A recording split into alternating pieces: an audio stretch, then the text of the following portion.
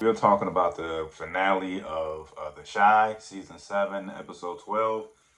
And, let's get right into it, man. To Lena Waithe and the writers of The Shy, the entire writing room, staff, whatever.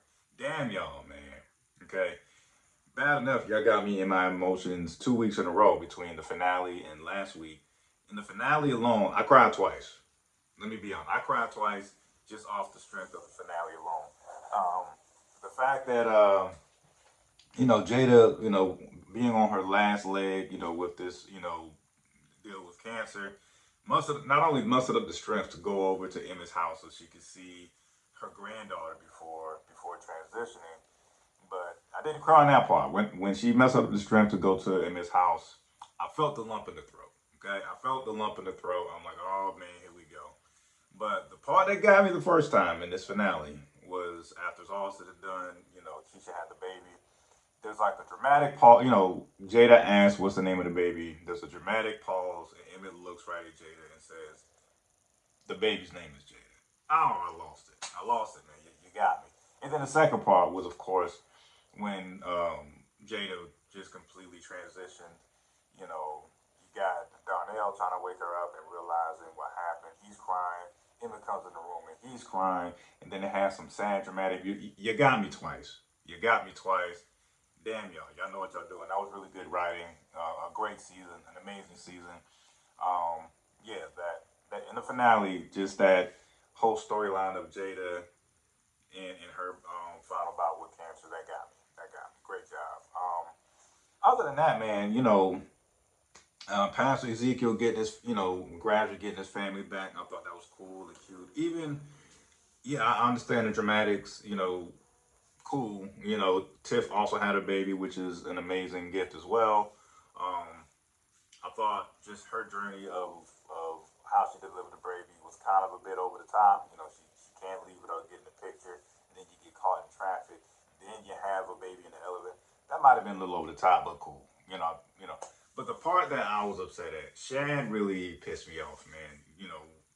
At the end of this episode, Shad is the bodyguard. I mean, granted, hey, he got the night off, I get it. But the part that pissed me off is like you're legit in the first place. Like you're not doing anything illegal. You are someone's bodyguard. You are Alicia's bodyguard.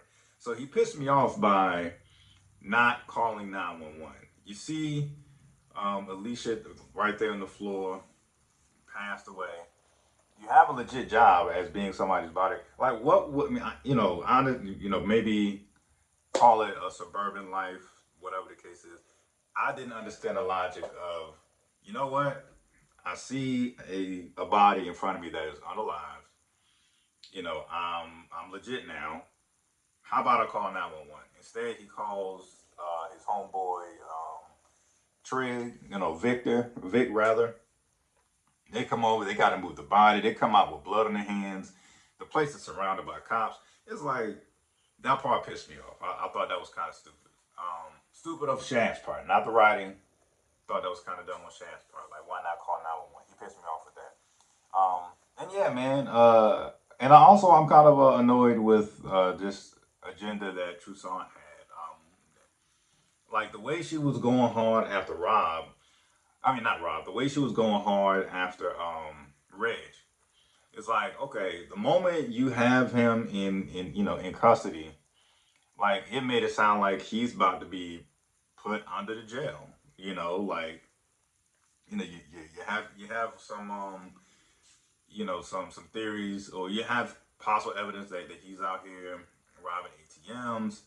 You have some credible, somewhat shaky evidence that he caught a couple bodies, but he's in and out of jail in like 5 minutes. So it was like, what was the point? I mean, I understand the agenda was Toussaint to bag Reg so she could get her son out, but it was like I thought once she had Reg, like he was going to be locked up for the rest of the finale. My man got out in like 5 minutes after bail, so I didn't understand that. So maybe we'll get more clarification on that.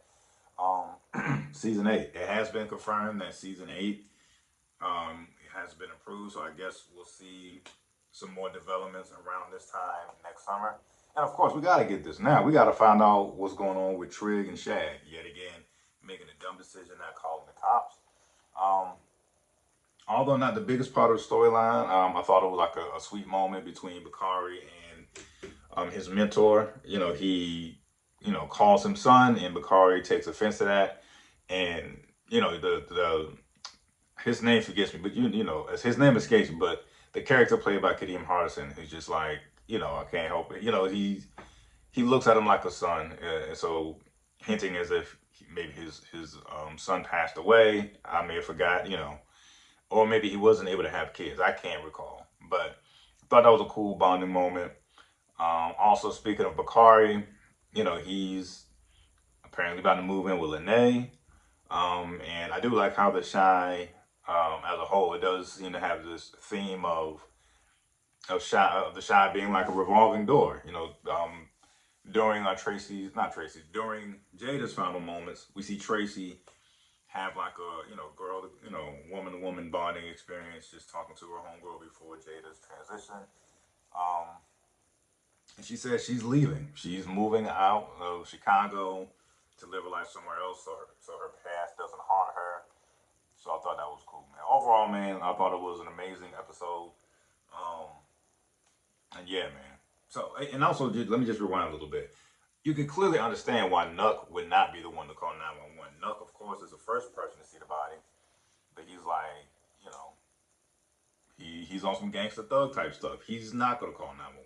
He's gonna leave as if he ain't see a damn thing. He's wiping the doorknob off of his fingerprints.